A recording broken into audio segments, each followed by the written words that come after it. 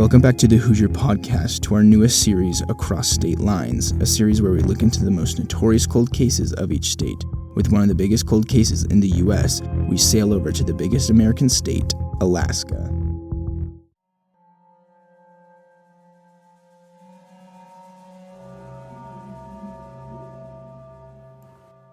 A ship drifting away from the dock with a mysterious man at the head of the boat. 6 confirmed bodies and 2 others thought to have died in the process. A boat burned down with any and all the evidence to convict the culprit. All happening in the dead of night, with different witnesses seeing different things, ending up as Alaska's biggest murder crime to date. With everything we have, some consider this a cold case. Others consider this a closed one. What should we say? What's like a sophisticated-ish thing to say? Something that encapsulates who we are and why we're doing this. Just two guys who think that unsolved crimes are fascinating. Yep, just 2 dudes who have a yearning for justice. I guess what you just said. I'm Sean. I'm David. Perfect. That's all you guys need to know. Mark Colthrust, being a 28-year-old, had just gotten himself an $850,000 commercial fishing boat, naming it The Investor. Question, if you had a boat, what are you naming it? I don't know. I feel like you're a fisherman. You're not like some bouge person. Right, yeah. I mean, I think I'd name it something like Big Buoys. Big Buoys? Yeah, why not? I'm trying to think what I would name mine. Yeah. The Investor's kind of tight. I like that. It is nice. That's a, $850,000 boat? And that's back in the 80s. So that's probably, dude, I'm not good at math, but like $2 million now, something, right? A lot. If I had a boat, what am I naming it? Bro, back to the roots, the Hoosier. The Hoosier. I'm Big definitely fan. Naming it the Hoosier. Love that. Mark would catch and sell fish for a living, a skipper, some might say. In early September, Mark took his wife Irene, Kimberly, his 5-year-old daughter, and his 4-year-old son John, along with his cousin and deckhand Michael Stewart, and 3 crewmates, Dean Moon, Jerome Keown, and Chris Haven, on a salmon fishing trip, where they would stay in Craig, Alaska for a day once they were done fishing. Did you hear that? September 5th. Why is that day so cursed, bro? Bro, that's just a bad We just saw the day. September 5th movie. Great movie. Go see it if you haven't. And I'm now just connecting these 2 things, granted different years, but happened on the same day. On September 5th, 1982, Mark docked The Investor in a small town of Craig, Alaska. Having just caught approximately $30,000 of salmon, he waited for the salmon game shop to reopen to go cash in his catch. While they were docked, they were anchored with 2 boats called the Decade and the Defiant. Meaning, to get onto The Investor, they had to walk through the Decade and the Defiant. Just to make sure everyone's with us. So they dock their boat, and they have to pass 2 other boats to get onto theirs, or leave it. Also, I don't know, if my dad, when I was 8, was like, let's go to Alaska to go fishing, I doubt my sisters would have been thrilled to go. Like, don't get me wrong, I think fishing in Alaska sounds awesome now, but they said he brought his kids or whatever. I can't imagine they were too thrilled to see salmon or whatever, you know? Yeah, that, and like, wasn't his wife also pregnant?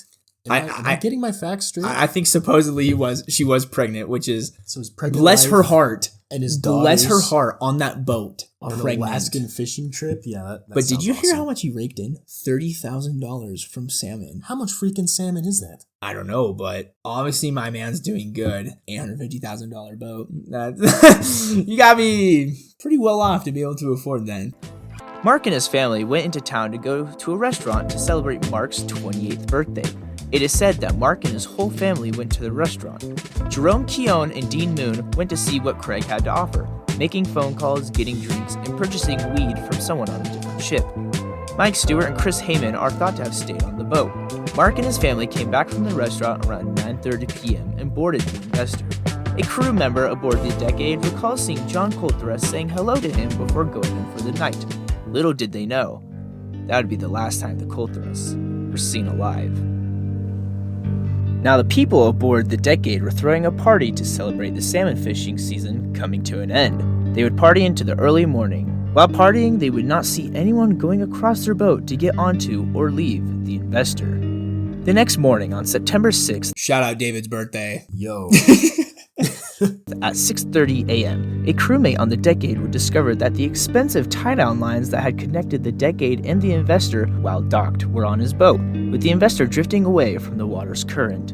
This struck the man as odd because the tie-down lines were very high-end and could surely be used again. The crewmate saw a man steering the Investor away from the dock. Not being able to see the man steering through the glass, the crewmate waved to the mysterious man. And the man waved back. The man states the engine was not on while the Investor was steering away from the dock, just letting the water float it out, as if the mysterious man didn't want to alert anyone. 15 minutes later, around 6:45 a.m., the captain of the Decade, Clyde Curry, would see the man steering the Investor off into the water. Clyde couldn't see the man very well, but described him as a stocky build, average height, blonde or brown hair, and wearing a black and red plaid wool jacket. Locals said they knew Mark and his crew and didn't recognize the man steering. At around 7:30, other boats and crewmates would see the Investor anchored in the waters by Fish Egg Island, a mile away from Craig. Later that day, a fog would start to cover the area, and people would notice the Investor's rowboat, which was used to get people to and from the Investor, was tied to Craig's main dock. Still, no one thought anything out of the ordinary.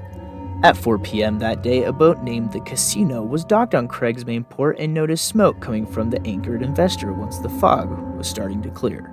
Crew members of the Casino would alert Alaskan state troopers from a town close by called Ketchikan.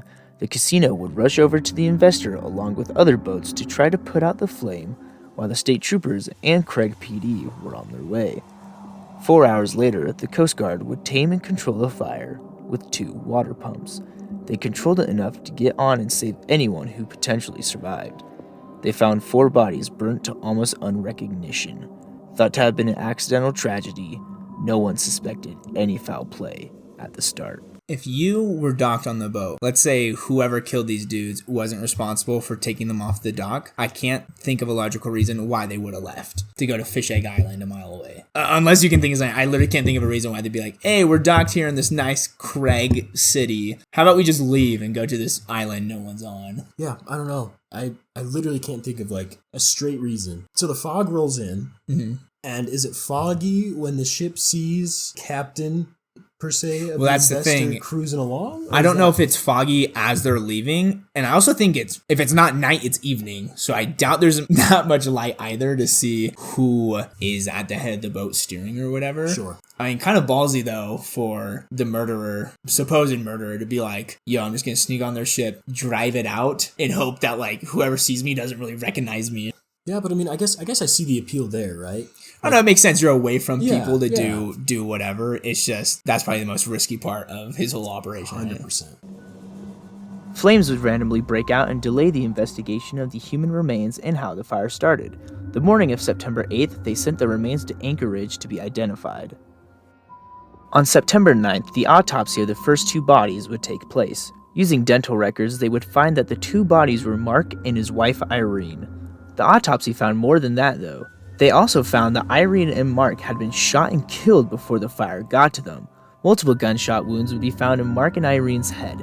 Though not specified, it is said it wasn't an execution style, but authorities never elaborated on what that meant. So kind of crazy to shoot someone multiple times in the head. One should be enough, right? And then light them on fire. I mean, that's to get rid of evidence, obviously, but if you shoot someone in the head, there's a more than likely chance that dude is dead. Like, there's no reason to shoot him multiple times. I mean, that sounds like a lot of rage. Well, and it's Mike and his wife who were shot multiple times in the head. Right, yeah. I don't know who had it out for them or whatever, but there was no indication whether the others, I guess there were 2 burned to tell if they also had been shot multiple times. Who's carrying that much ammo on a fishing boat? I feel like you would need to conserve it, right? If you're trying to kill 8 people on a boat, you're not going to waste 4 shots in one dude's head, right? Yeah, and what? They said it was like, what, a 22 rifle? It's a rifle, yeah. Okay, so it is a rifle. It's a rifle. Not super familiar with rifles at this time. True. But yeah. I assume they would be semi-automatic, harder to load. Yeah. Is that valid? Yeah, but I'm also thinking like, okay, I'm planning on killing these 8 people on this boat. Do I have a whole bunch of extra magazines I can clip in for me to do 4 shots in each person's head? Probably not. It's a fishing boat. So it's like, why waste all that ammo in their head? Like, I don't know why I'm so hung up on that, but it doesn't make any sense. The other human remains were soon discovered to be Mark's 5-year-old daughter Kimberly and Mark's cousin, Mike Stewart. Though they would find 3 other human remains on the boat, only one of those could be identified through a jawbone fragment. That person was Jerome Keown. Chris Heyman and Dean Moon would never be identified as the other human remains were too destroyed for dental records or bone fragments, but it's most likely the remains belonged to them. Now Mark's son, John's remains were never found. It is thought that John was located where the fire originated from, burning his body to ash. It is theorized that all of them had been dead before the fire started due to the lack of carbon monoxide in the lungs of the recovered bodies. But it can't be confirmed that they were also shot due to the bodies being too destroyed to get enough evidence. Blood alcohol in the adults suggests the adults had been drunk. While this was going on, the investigators back at the Investor would discover that someone tried sinking the boat before setting it on fire. The culprit opened the seacocks on the boat as an attempt to sink it, as sinking it wouldn't draw any attention and would be harder to find, if discovered gone. Mark Colthrust's father gave a statement saying, "We're reasonably sure it's arson, due to the Investor being an $800,000 boat that was designed not to burn. Any widespread fire would have had to been intentionally started because of the way the ship was designed." Investigators would also find that the fire started in the front of the boat, not the back, which is suspicious because the engine and fuel were in the back, which is where an accidental fire would originate. A .223 Ruger rifle would be found on the boat, which was most likely the murder weapon, but could not be confirmed due to the destroyed condition it was in. Through all this, they would compile an outline of what the suspect looked like based on all the eyewitnesses. White male, 20-ish years old, between 5'9" and 6 foot, 160-ish pounds, dirty blonde hair, and had rectangular glasses. It's not exact though, because some of the people claim they saw other attributes, but this is an overall description of the mystery man. That description right there probably encapsulates 1,000 people that go to our college. Honestly. 160 pounds, white, blonde hair. If I'm going to put on a disguise, I'm putting on glasses. I doubt the killer after is walking around with those glasses, if someone could have seen them, right? No way. It doesn't hurt the investigation, but it also doesn't really help. Because No, it eliminates, like, if you're Asian or African American, but how many people in Alaska, like, majority are Caucasian dudes. Like, you're not eliminating very many people. No, it's true. I mean, give me a more basic description of your average white guy. No, exactly. Like, yeah. And then on top of that, it's a city where people are coming and going all the time. It's like Vegas. Oh, dude, that was Alaskan there. Vegas, I guess. Yeah, in Alaska and Vegas, in the sense of this is where all the fishermen go, rest from fishing, and then they're Right, gone again, right. right? Nobody, I'm sure there's residents there, but Sure. most of the people are just coming and going. So add that on top of a very vague description, you're not going to really get anywhere trying to find a dude. No, sir. However, this wouldn't succeed too much because according to the mayor who saw the man, he said, "There were probably 500 guys in the town at that time that looked just like him. You just don't pay any attention." It would also be hard to pinpoint anyone who was there because the fishing season was coming to an end and everyone in Craig was just visiting and left after a couple days to go home. So all the suspects or witnesses or any clues were gone and would lead authorities to different states. Now that we have laid out the timeline and lore of the crime, let's get into some theories of what could have happened. The first theory is that one of the crew members who couldn't be identified was responsible for the crime. Chris Heyman and Dean Moon were never identified with the human remains, but there were some things that point to Dean being responsible. The crime could have taken place while Dean was high from the marijuana he bought when he first got into town. Something could have led to an argument with the adults being drunk and Dean being presumably high. Dean would also know where the gun on the boat would be since he had worked with Mark before, and the people aboard the Decade claimed they never saw anyone get on or off the Investor, which would lead you to think it was an inside job. Another thing to add is that one phone call made to Chuck Miller, a police officer, was that the man they saw steering the boat away looked exactly like Dean Moon. When asked if the man seemed worried that he was noticed while steering the boat, the person on the phone said, quote, "There was no response to him to immediately look away or show that he recognized me. All I can remember is that the guy looked exactly like Dean Moon did." End quote. Think more of the story. Don't do drugs. Don't drink. Drugs don't love you. These last two cases have involved alcohol. Wanting to make sure, Chuck contacted the Colthrust and told them there was a supposed sighting of Dean Moon in San Francisco, which the Colthrust responded with, quote, "Why would he go down there? If he's alive, he wouldn't be walking around San Francisco where all the Bellingham fishermen are." End quote. But there's some faults with this. Most of the people who saw the mysterious man said he didn't look like any of Mark's crew members, so take what you will of this. If it had either been Chris or Dean, then the two other human remains would have to be random people, which isn't very likely. It's true. If it was an inside job, that means the person would have had, either by pure luck, another person was on that boat when he committed the crime, or he would have had to get someone else on that boat to kill them to make it look like the 8 who came on that boat were the 8 that died, and it wasn't an inside job, right? The other boats that you have to walk onto to get onto the investor said, oh yeah, we didn't see anyone come or go that night, which I'm assuming you could probably, if they're docked, right, you could just get in the water and swim to it. Like, around. Like, who's to say that nobody did that, right? No, I think that's definitely plausible. And even if they didn't see someone walking across their boat, that doesn't mean they weren't there. No, yeah. Like, it obviously wasn't probably not a Navy SEAL who went and killed these people. But like someone who knows what they're doing is going to get across a boat in water and not really have an issue, especially if they're a fisherman. And they understand current, they understand flow. I don't know. But I think it's very possible someone could get on and off. It's possible, but also that leads to another problem, which is, well, if it wasn't an inside job, who the heck would have motive to go kill 8 people in Alaska that are unaffiliated with these people, right? Like, it's an random act of crime. While it's possible, very unlikely at that point. Agreed. Dean was also never seen again and confirmed dead by a judge a year later as one of the remains, even though it couldn't be 100% confirmed. Theory number 2 is that a hitman killed the investor crew. This theory was brought up by a lawyer who was questioning an Alaskan state officer on the stand. The lawyer brought up a witness statement where they claimed they had heard explosive sounds around once every hour for several hours early on the morning of September 6th, the day the boat burned down. The lawyer said, quote, "Isn't that consistent with someone holding the crew and executing them one by one, trying to get something from Mark Coulthrust?" End quote. Pretty weak theory, right? Yeah. I don't think there's much intellectual food for thought here. Yeah, that's definitely the defendant trying to take the heat off his boy, like, hey, yo, but somebody heard something that could have been this. And it's like, or it could have been insert 6 million other things, right? Oh, yeah, no, I mean, that makes no logical sense. Let's play devil's advocate. Sure. Homie is killing them once an hour or whatever. Why? And unless it's one of those things where, like, every hour I don't get whatever reason, I'm killing one of you. He's holding them for ransom or whatever. What are you expecting to get from these just fishermen? Like, don't get me wrong.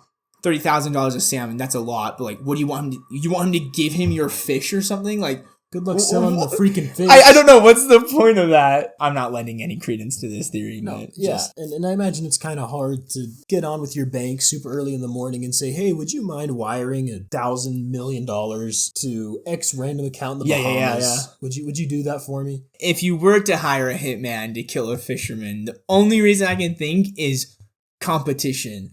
Like, oh, he's catching more than I am. Let's kill him or whatever. But flimsy at best. I mean, people have killed people for more petty reasons. True. But lawyer was just trying to get the heat off his boy. Absolutely. Theory number 3 is the most prominent theory surrounding this case. The theory is that a man by the name of John Peel was responsible for the 8 murders aboard the Investor. John Peel used to be one of Mark Coulthrust's crew members a year prior to the murders before Mark fired him. John had also supposedly dated Mark's sister for 3 years. They arrested John with circumstantial evidence, placing him in the town at the time of the murder, seen purchasing 2 tanks of gasoline, having personal connection with the Coulthrust family, failing a polygraph test, and having multiple tips to look into John Peel. John would be arrested and have a preliminary hearing date, which is like a trial before the real trial, where a grand jury decides if the evidence can be submitted against the defendant, and a judge determines if there is enough evidence for the defendant to stand trial. John was facing charges of first-degree arson and the 8 murders, facing life in prison. During the trial, the prosecution would lay out all the evidence they had indicting John Peel, almost all of it being circumstantial. If you recall, when the boat was seen on fire, the casino boat went over to the burning Investor to see what was happening. What I didn't tell you was when they were sailing over to the Investor, they saw a man coming back from the Investor on its skiff back to the dock. They identified the man as John Peel, as did multiple other people. However, there are witnesses who say the opposite. One man in particular who knew John Peel and saw the man on the Investor skiff claimed, quote, "It was definitely not John Peel on the skiff," end quote. Another witness would also see John Peel talking to Mark and his family in the restaurant they went to after first docking into Craig for around 10 minutes. John also allegedly sold Dean Moon and Jerome Keown, Mark's crewmates, the weed they got when they first went into town. Alaska law in 1982 states that up to 4 ounces of weed is still legal, but I don't know if it was illegal for John to sell it and to sell it to underage guys. The prosecution would push the narrative that John and Mark had beef after he fired him for alleged drug and alcohol abuse, and he wanted to get back at him, trying to create a motive for the grand jury. But John's lawyer would retort the claims with multiple statements from Peel's friends and family, along with Mark Coulthreft's family, all of them stating that John was a nice, outgoing guy and also got along with Mark well. Many of them feeling it was impossible for him to be the killer. The defense team would also bring up that John had no prior criminal record, so him one night killing 8 people seemed a little far-fetched. Other witnesses wouldn't be able to identify the man on the skiff as John, even though they had seen the man. So, a guy they happen to know who happens to have ties with them, who some witnesses claim was coming back from the burning boat, that is mighty coincidental. Mighty. That's pretty hard to swallow. That's pretty hard to explain. I mean, how are you going to get around? How are you going to get around that? I don't know. I mean, it makes sense in the sense of he's worked for Mark. He is also a fisherman, so likely he, like Mark, went there after fishing, but he was fired from Mark, and he dated Mark's sister.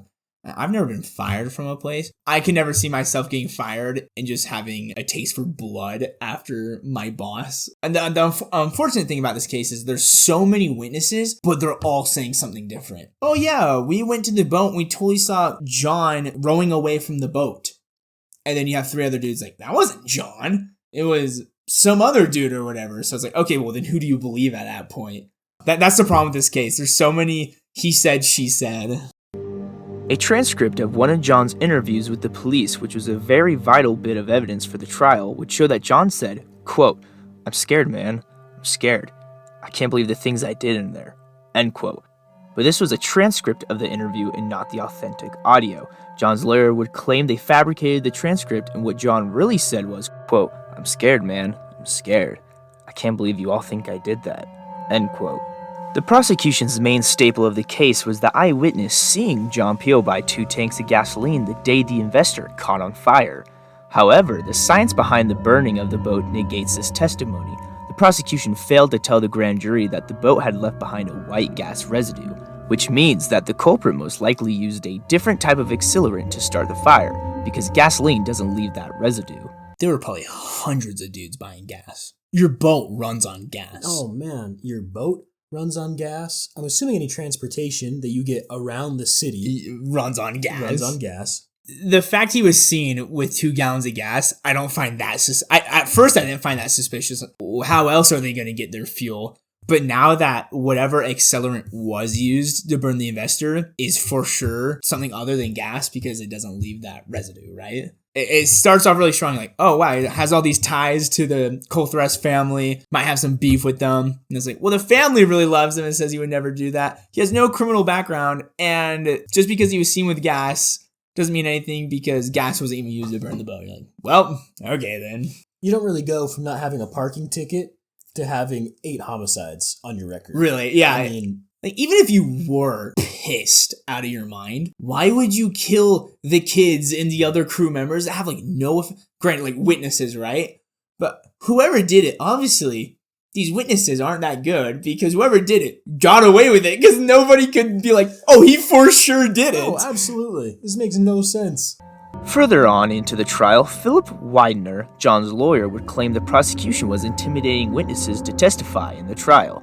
Philip would push his portrayal of the witnesses over and over, which would cause 2 of the 24 witnesses to plead the 5th, giving them doubt about their testimonials and in the grand jury. Philip would also claim that the prosecution straight up falsified evidence and tried to get the case dismissed on the grounds of prejudice, and would have some success with that notion. In August 1986, during one of the preliminary hearings, Ketchikan's Superior Court Judge Thomas Scholes would realize and rip into the prosecution for only presenting evidence against John and not giving evidence to the grand jury that could potentially negate the evidence convicting John. So the grand jury only heard one side of the story. Thomas Scholes would dismiss the charges against John without prejudice, which means he could be tried again, but only under new circumstances. Thomas Scholes commented about the prosecution withholding evidence from the grand jury by saying, quote, "It was a mistake. They're going to have to go back and re-indict him if they can," end quote. But Scholes would not justify the defense's allegation of the prosecution intimidating witnesses, saying there wasn't enough evidence to support it. Judge Scholes would not disband John's $1.1 million bond, even after getting the current case dismissed, which would lead him to spending more time under house arrest. Now, parts of the community would come around and help pay and set up fundraiser for his legal fees, which were well over $1 million. What do you think is an appropriate bond for 8 murders? Like, you're the judge, you hear that. How much are you saying? Your bail is set at insert number. Not $1 million. $1 million's pretty low, I feel, for 8 people getting killed. I mean, especially at this point in the case, you're pretty sure it's this dude. But if it's not $1 million, like, at what point do you stop? Because it's not like this dude was a multimillionaire. No, yeah, at some point you just gotta say, I don't grant you bond. You could say $50 million, but that's kind of the same as, I just don't grant you a bond. Like, who can provide $50 million, right? But I've heard less cases being denied bond than an 8 count of murder, right? Interesting. Oh, you're suspected of robbing this place? Yeah, I don't grant you bond. Oh, you're suspected of killing these 8 people? Sure, bro, $1 million or whatever. Yeah, granted, it was $1 million. It was all circumstantial. Like, they had literally no evidence that he did it. So I don't know. Just $1 million seemed pretty low to me. While all this was going on, the prosecution would scramble to get new charges brought up on John. When October rolled around, John would be indicted by a second grand jury and plead not guilty, anticipating the battle he was about to face on January 13th, 1986, in court. Philip Widener would end up representing John Peel for free, thinking that the whole case to begin with was outrageous. He would tell a reporter, quote, "Of the many cases that I've encountered in my career, I've never seen such serious charges brought on the basis of the weak evidence reflected by the record in this case. Although it's unfortunate that there even has to be a trial, I and Mr. Peel are looking forward to an opportunity to point out to a jury the lack of evidence and the unreliability of the state's witnesses," end quote. Kind of baller, you know. Legend. Yeah. This is ridiculous. I'm a represent you for free. I feel like that doesn't really happen anymore. No, absolutely not. I mean, to take something pro bono just to be like, this is absurd. And yeah. I'm going to destroy this. Well, I find it funny. He's like, this is stupid. And he like tells people how dumb it is. He's like, hence why I'm representing him for free or whatever. To only have circumstantial evidence of this dude being in the same city. Yeah. And maybe on the boat. Yeah. Maybe, depending on who the freak you ask. Yeah. Yeah. So shout out Philip for being, I don't know how lawyer fees work, but I'm assuming he probably saved him hundreds of thousands of dollars. Man needs a raise. Yeah. While the prosecution told the media very little due to the original trial getting thrown out. The trial begins. The prosecution starts creating a story about a man riddled with vengeance from getting fired by his former boss and friend for drug and alcohol abuse, knowing they were in Craig and sneaking onto the investor to get back at Mark, which led to a heated argument leading to John to shoot and kill Mark, and fearing that he may be identified or snitched on by anyone else on the boat, he killed them all. Next, he tried to sink the boat, but due to being unfamiliar with the new boat, he was unsuccessful. And when seeing it still floating by Fish Egg Island the next day, he panicked and went to destroy the boat for good by burning every bit of it. Then he'd lay low and travel back to Washington, thinking he had just gotten away with the biggest murder case in Alaskan history. You're on the jury. You hear that. How much credence are you putting into that? I don't love the unfamiliarity with the boat. Yeah. How hard is it to sink a boat? For lack of like industry terms, you poke some freaking holes in it and it sinks. Yeah. How on earth do you screw that up? He's obviously a fisherman. Like, yeah, they're like, it's a new boat, so he didn't know. Maybe, but I'm pretty sure you give me enough time, I could figure out how to sink a boat. I'm gonna sink the boat. That's pretty weak. Yeah, so if I was on the jury, I don't know how I'm feeling about this one. Some of the witnesses the prosecution would bring up would testify that John showcased outlandish behavior prior to the murders and after them, whilst also knowing stuff about the case that wasn't open to the public yet. Some witnesses claim John knew the victims had been shot before the police released that information on September 9th. One witness, a fishing captain by the name of Jeff Fundy, wouldn't remember anything detrimental until almost a month later after the murders. He had been in Craig the night of the murder but didn't have anything to tell the police, but he would tell the court that 1 month later he was taking a nap and he heard gunshots go off and suddenly he had a recollection of the night, the gunshots kick-starting his memory. He remembered hearing loud arguing on the investor on September 5th. He then told the jury, quote, "Then I believe I heard shots, 6 or 8 shots, then a scream. Then I believe there were more shots. It went on for quite some time," end quote. It would later be found out that he had been drinking in the evening when he suddenly remembered these details. Jeff would also claim he didn't think he was dreaming but couldn't be 100% sure. John's lawyer would bring doubt and ruin Jeff's validity to the jury on the suspicion of him drinking the evening of and suddenly remembering these details a month after the crime. It's also noteworthy to point out that the Decade, the boat that was tied to and docked right next to the investor, were having a party and never said they heard anything. And if they didn't hear anything, then I don't think someone else, located farther away, could have heard anything either. I do think that's a bit much. To have the boat, next door, I guess, not hear anything, and have some dude just be like, "Oh yeah, there were like 6 or 8 gunshots and some screaming." Like, what? How hard are these people partying? They had a party on their boat. I'm imagining 60-year-old fishermen just like turn on the radio, crack open a cold one, and just lounge around. Like, I'm assuming these dudes are just chilling there, right? Yeah, a party. This isn't a frat. No, yeah, exactly. Yeah. They're not. There's no butt chugging. Exactly. These are just some old dudes. So, it would have been very likely that those guys would have heard something. But at the same time, there were gunshots, and the multiple people saying, "Yeah, I heard shots." It's like, well, okay, you probably did then, right, if there were gunshots. So, I don't know.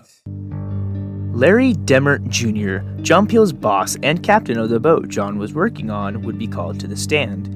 He would bring more substance and validity with his remarks on the basis of being John's boss and knowing him for 10 years. He would tell the court that on September 6th, 1982, he woke up around 2 a.m. Quote, "I think I heard a woman scream. Immediately after that, I heard popping sounds, like a generator backfiring.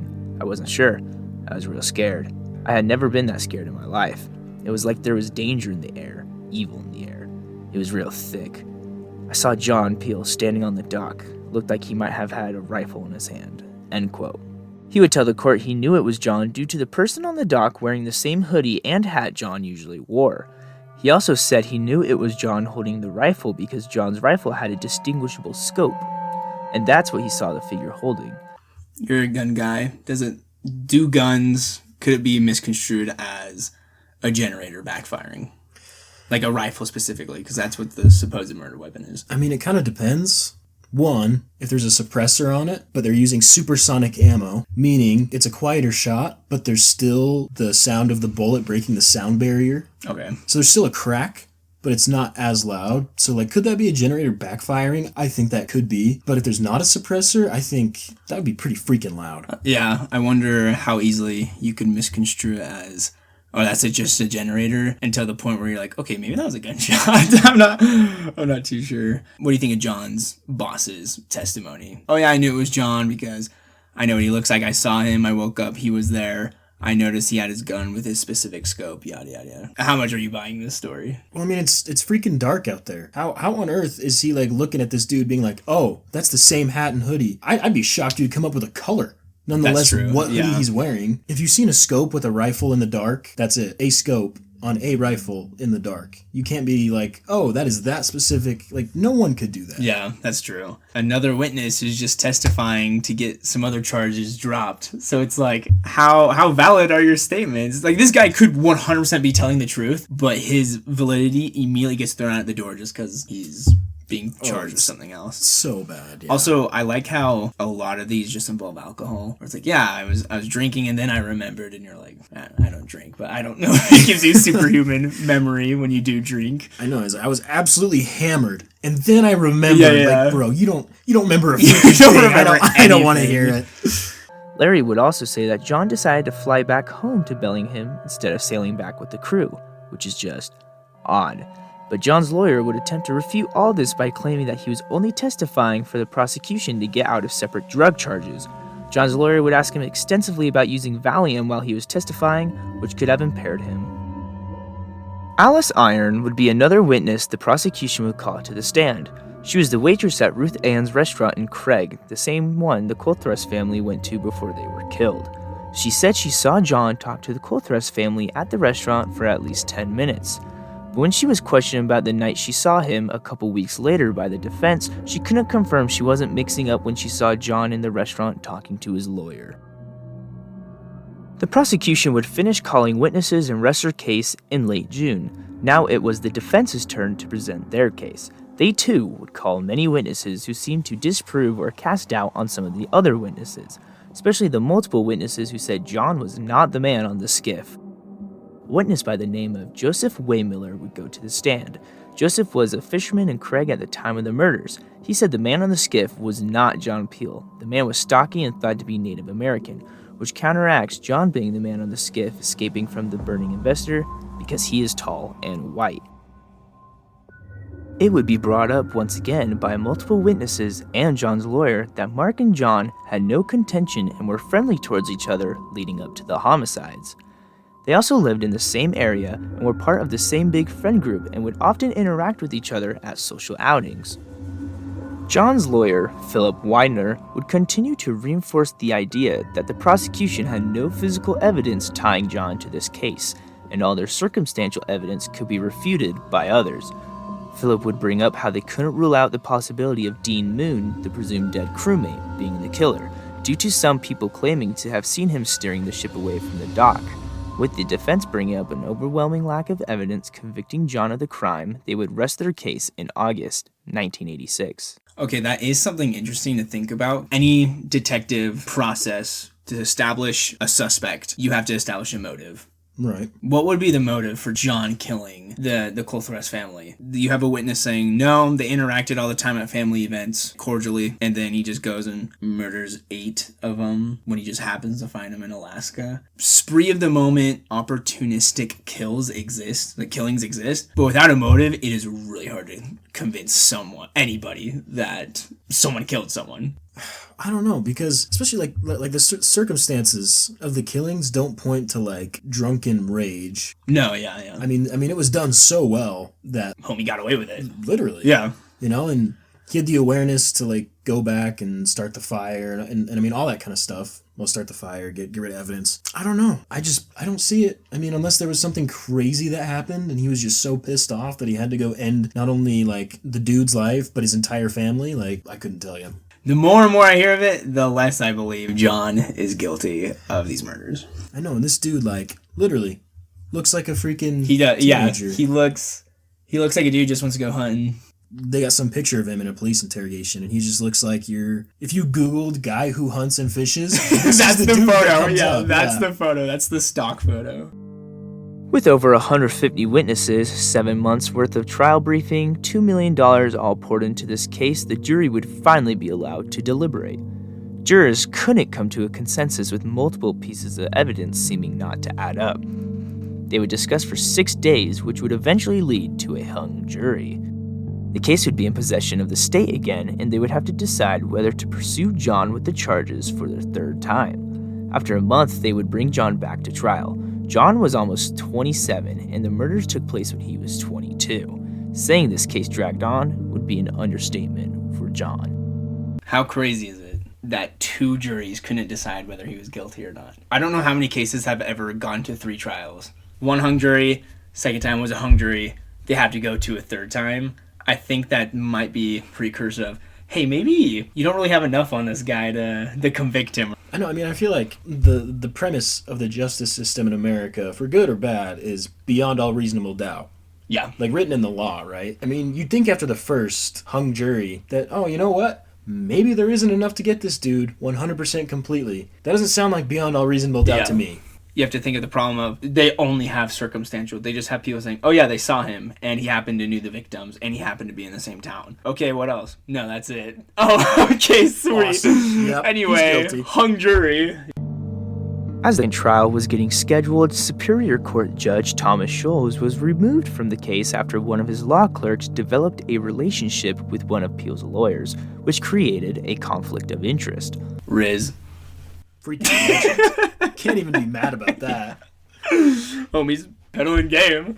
All this would delay the trial even more. The trial was moved to Juneau, the capital of Alaska, and a whole new jury was brought into the case, which meant going through countless hours of hearing witnesses again. The trial would start and unfold just like the first trial, with the prosecution pushing the idea of a man out to get revenge on his former friend/boss who fired him. They would call up a new witness, a homicide arson investigator, James Stogsdill. He would explain that they got sketches and descriptions from a lot of witnesses to make a rough sketch of the culprit, and that sketch matched John Peel. He would also say John would know how to operate the ship, being a fisherman himself. The defense would counter by stating that almost everyone in Craig at the time would have known how to operate a ship, and that John had never even worked on the Investor before. Two brothers, Walter and Charles Samuelson, would testify in the trial. They would say that John confessed to the killings while they were playing a game of cribbage months later. Charles said, quote, "John looked at me and said, 'I did it. I killed them.' He kind of had a weird smile." End quote. First and foremost, what the crap is cribbage? I actually don't know what cribbage is. I didn't look into that. Hold on, pull it up. What is cribbage? All right. But anyways, while I'm pulling this up, I mean, that is so weak. He smiled and said, "I killed them." Like, why? Yeah. For real? And watches cribbage is like some super mundane game. It's a card game where players combine cards to score points. That's cribbage. That's the most vague description of any game. It looks like... Oh, it's like a yeah board game? I don't know. You guys should Google this. Any cribbage players listening to this, maybe you can explain or have a better understanding. Invented by a British gambler and poet. And it's been a favorite of seamen. Case closed. Closed. Need we say more? It all lines up. Let's just say it's somewhat like poker. Who is playing poker with their pals and is just like, they've already been tried twice for this murder, haven't been found guilty yet, and they just look at their buddies, "I totally killed those dudes." Who's doing that? Certainly not this guy. You don't casually confess to the homies while playing poker that you murdered a man and his entire family. I mean, maybe you do. Maybe you do. I don't know. Yeah, you know what? I take it all back. I can't say anything. I take it all back. During a cross-examination, Walter Samuelson would say he thought that John was kidding when he told them. The defense would also claim that the two brothers were only testifying to get out of drug charges, which questioned the validity of the brothers' testimonies. The trial would start to agitate the defense and prosecution as it dragged on. The judge would constantly have to quiet them and ignore the conjecture of Peel's lawyer trying to get a mistrial. The trial ended in April of 1988. The defense's bold move of not calling any witnesses could have hurt them or helped them. When it came to the defense, they didn't try any witnesses, claiming they didn't need to. They would proclaim that the burden of proof was on the prosecution to prove beyond a reasonable doubt that John was the killer, and they felt the prosecution did a poor job doing just that. Honestly, pretty baller. I'd do the same thing as the defense, be like, "We've already gone through 2 trials of this clown show, and it hasn't worked yet. I'm not even going to bother this time. Burden of proof is on you, and obviously you don't have any of it, so we won't call anyone to the stand." That is like such a hard bar. Like, oh yeah, like witnesses for the defense, none, Your Honor. Sits back down, like, just like, oh shoot. Like if I was on the jury, I'd be like, holy freak, these dudes are confident. During the closing statement, Alaska State Prosecutor Mary Ann Henry would say the state never did find any physical evidence or a reasonable motive of why John would have done this, but she said that wasn't their job. They just needed to prove he did it. Once the jury got to deliberate, the judge would tell them, "You either find him guilty beyond a doubt or innocent. No middle ground, all or nothing." By the weekend, the diabolical words would be announced by the jury: "Not guilty." I have no idea if that's legal, if a judge can say that. Because, like, hung juries are totally a thing. Can you, like, bar hung juries? Do you cap out at 2? I don't know. Obviously, hung juries, we can't decide whether or not this guy is guilty, so you just have to get a new trial, because we can't decide. You can't just tell, maybe you can, but just like, you have to decide. I literally don't care. You have to decide.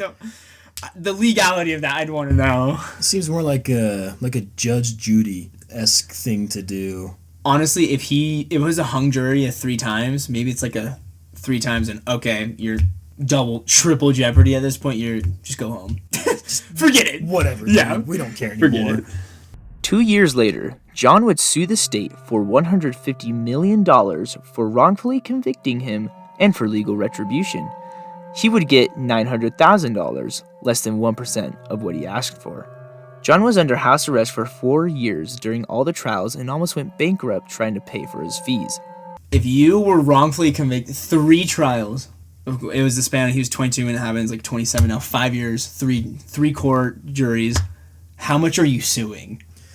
The 150 is diabolical. You know he like had a smirk on his face writing that. That's like a supermax NBA contract. Yeah. That is absurd how much money that is. You know he like probably started with 90, scribbled it, 100.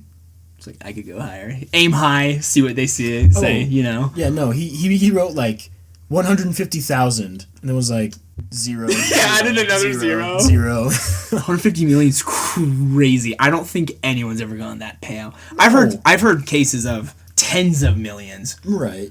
I've never heard 100 million, let alone 150 million. That's crazy. But hey, I mean, aim for the stars. But the craziest thing is he wasn't even convicted. He wasn't thrown in prison. So, like, he didn't have that trauma, the loss of time in prison, to warrant $150 million. The next theory is a really interesting one. This was proposed by Michael Whelan. He says he was doing his own research, and he thinks he found a possible person of interest the police skipped over. Jim Leroy Robinson was one of the prosecution's most persuasive witnesses, claiming that, without a doubt, John was the man on the skiff and bought 2 gallons of accelerant the morning of the fire. However, after the second trial had concluded, it was found that Jim wasn't who he said he was. His real name? Kenneth Harvey Robinson, a wanted man from Arizona for arson. He also had a very long rap sheet, which included threatening to kill his ex-girlfriend's whole family with a shotgun he owned, threatening women with explosives, and torching some of their vehicles. Maybe something went down in Craig in September 1982. Maybe someone identified him. Maybe it was Mark Colthrust, or maybe he was being blackmailed. What are the odds? What are the odds? So homeboy just like makes up a fake identity for himself and goes and testifies. Literally testified in court, yeah. Under a fake name, like just bullcrapped his way into this, and then has a history of arson, like threatening to kill people. He's basically Firefly from Batman. What is this, 86? Yeah, how? Yeah. I mean, I've never testified on court. I'm sure you have to show some documentation or something. But maybe back then they're just like, "Hey, were you there? Do you recognize this John dude?" He's like, "Oh yeah, I totally saw him on the skiff riding back from that burning boat." They're like, "Come testify for us," or whatever. But I mean, even then it was less than 40 years ago. Coincidentally, I for one don't really believe in coincidences, and the fact that a serial arsonist happened to be in that town when the boat was lit on fire and he has a rap sheet of threatening to kill people. What the freak are the odds? Low. Like, incredibly low. I mean, how did they not convict this dude? They have more evidence for this dude than they do for John Peel. That's true. I bet he was arrested if they found all this out, right? No, 100%. But this is still considered a cold case, so no one's actually ever been convicted. That is insane. Unless arson was kind of common in the 80s, maybe like a lot of arsonists were just running around. Possibly. But I don't think so, at least. Did John Peel kill his ex-boss's family in cold blood? According to some, yes. According to the law, no. Did Dean Moon fake his death to get away from the heinous acts of murder he committed while being under the influence? Or was it a wanted arsonist from Arizona who got too paranoid about what someone could have seen? Many believe, especially the Craig police force, that it is a solved case. Others aren't convinced they ever had the right person to begin with. One thing remains certain about this case. Nobody knows what happened that fatal night when John Colthrust, Mark's son, waved his last goodbye on The Investor. What theory are you putting your whole stack in, all the chips? It's tough.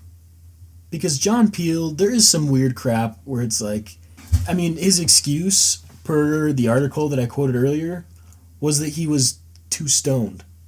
And I'm like, I mean, come on. I mean, that's a little much for me. So I feel like he's guilty enough to not be innocent. Okay, yeah. But that arsonist, especially with his involvement, like it's not even like, oh, they would just happen to be in the same town. It was no. They happened to be in the same town, And then he went and testified to, like, some random crap under a fake name. And he has a history of blowing stuff up and threatening to kill people. Well, you know what I just thought of? What's that? Because he was their, like, the prosecution's one of their best witnesses. They're like, yeah, John Peel killed them in the boat. But it turns out he's an arsonist. Do you think he's saying that to get any suspicion at all just thrown immediately at John and they don't look anywhere else? Ooh. Like, I'm the guy who burns it down. They're saying, we believe John did it. And I go up and I'm like, yeah, I actually saw John do it. Yep, me. I saw him kill him. And they're like, great, will you testify? Yep, John 100% killed them. Any doubt or whatever is immediately casted off you onto someone else. Like, they wouldn't suspect him at the beginning, but now they're really not going to suspect anyone but John if we have this golden witness, right? That's actually a really good point. I like that. I'm willing to bet it was. The fact that there's no motive for John to do it, all the witnesses were like, And any interaction before this, they were always cordial. There was no beef. Sure, he got fired, but how pissed off can you really be at a fisherman for firing you? I doubt that vengeance doesn't last long or whatever. I think I'm putting my chips in on that theory. Yeah, I would say the arsonist, whatever it may have been, I believe he killed them and burned down their boat. Agreed. The police force would disagree with us, but it's all right. I mean, yeah, they think John did it. So. They had crossed 0 witnesses off the list in like 1 or 2 years. They still had the same list of 8 to 10. Yep. I mean, I guess the most suspicious thing, if true, John knew they were shot before that information was released. You cannot explain that at all. No. At all. No matter how stoned you are, you ain't getting past that. And then polygraph tests they can be a good directional tool to face you, maybe where you should go, but you can't use polygraph as like a concrete. Like, they don't hold up in court. He failed a polygraph test. You can't really use that as evidence. It looks suspicious, but like it can't actually be definitive. You failed the polygraph test. You did it. I feel like I would fail a polygraph test. I feel like I would too. I'd be nervous. I'm like, they're questioning me. Yeah. Like, I know I didn't do it, but like they think I did it. Like, I'm nervous. Yeah, I 100% agree. If someone gave me this random polygraph test, see if I killed somebody, they'd probably think I freaking did it. Yeah. Like, I didn't even know the dude. Nope. And they're like, why are you freaking out? Why are your blood pressure's high? I don't know, maybe because you guys think I killed someone and I'm in the police strapped up to station. A machine getting interrogated by a bunch of badges. Yeah. Come on. So, yeah, that is the Alaskan murders. Our next episode is going to be Arizona, where we talk about the bumblebee killer. The bumblebee killer? Yeah. It sounds kind of dumb, but it's actually a lot. It's the road that was on the Bumblebee Road. Oh, so it's called that. I was like, imagine you go kill a bunch of people and get away with it, and they're like, the Bumblebee killer. It's kind of like, you remember that one meme?